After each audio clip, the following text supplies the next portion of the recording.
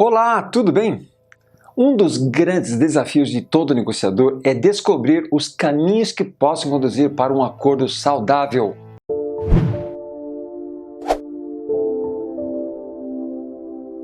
Quando não sabemos fazer isso, nos posicionamos de uma forma impositiva.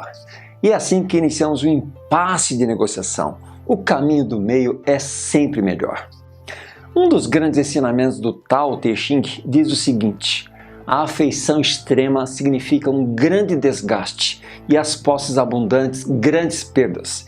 Se você perceber quando tiver o suficiente, não entrará em desgraça. Se souber quando parar, não estará em perigo. Dessa forma, é possível viver muito tempo.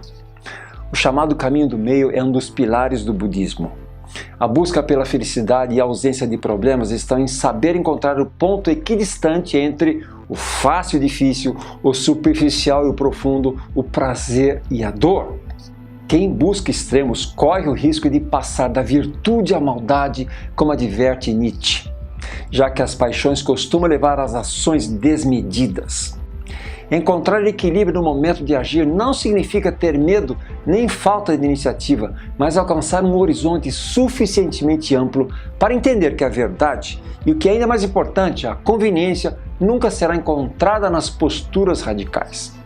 E geralmente quando estamos negociando, assumimos posições extremadas. Deixa eu te explicar como um exemplo. Imagine as peças de um jogo de xadrez. Cada peça está posicionada de uma forma para o combate contra o adversário. Esta posição de negociação vai fazer com que o outro lado nos perceba como um adversário. E é assim que se constrói o jogo do ganha-perde. Para que haja um acordo, é necessário que uma das partes ceda. Para se construir o jogo do ganha-ganha, é necessário descobrirmos o caminho do meio.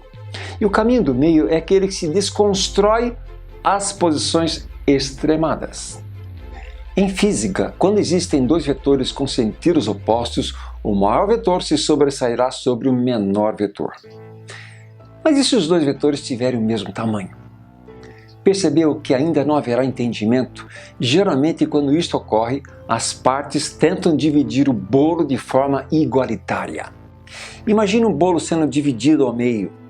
Esse é um tipo de negociação em que ambas as partes exigem e cedem até acharem que o justo seria dividir o bolo ao meio. Isto ainda não é o caminho do meio. O caminho do meio é aquele que as duas partes interagem de forma que o bolo seja repartido de forma igualitária, sim, mas não com a linha reta no meio do bolo. Imagine o símbolo do yin e do yang. Se você perceber as duas partes, elas ficam com as mesmas partes. No entanto, você observa que há uma interação entre as áreas, dando assim um movimento à figura estática do círculo dividido ao meio. Em negociação, sempre que vamos com o intuito de exigir e ceder, entendemos que o ganho de um é a perda do outro. Ou seja, estamos apenas querendo olhar qual a fatia do bolo que queremos. Isto se chama negociação distributiva. E é assim que nos manifestamos, entendendo que estamos no caminho do meio. Ou seja, se dividimos o bolo pelo meio, estaremos sendo justos. Isto é apenas um truque de matemática. Quer saber como? Imagine que eu tenho uma margem de trabalho que eu possa fechar um acordo com você entre 800 e R$1.000. Se eu iniciar a minha oferta por R$1.000 e você me fizer uma contraproposta de R$700, que contra-oferta eu faria em seguida?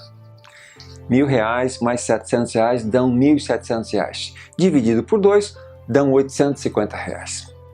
Então, se eu fizer a contra-oferta de R$850, ficaria bom para você? Pense. Eu dividi o bolo com você? Ganhamos os dois? Este truque ocorre com muita frequência nas negociações. Mas isso não é o caminho do meio e nem é um ganha-ganha. O ganha-ganha ocorrerá quando o bolo aumentar de tamanho. Isso se chama negociação integrativa. Matéria para outro vídeo. Eu finalizo esse vídeo com uma frase de Aristóteles. A virtude consiste em encontrar o meio termo entre dois extremos. Quer saber como buscar o caminho do meio com pessoas? Aprenda a negociar. Te vejo no próximo vídeo. Hi.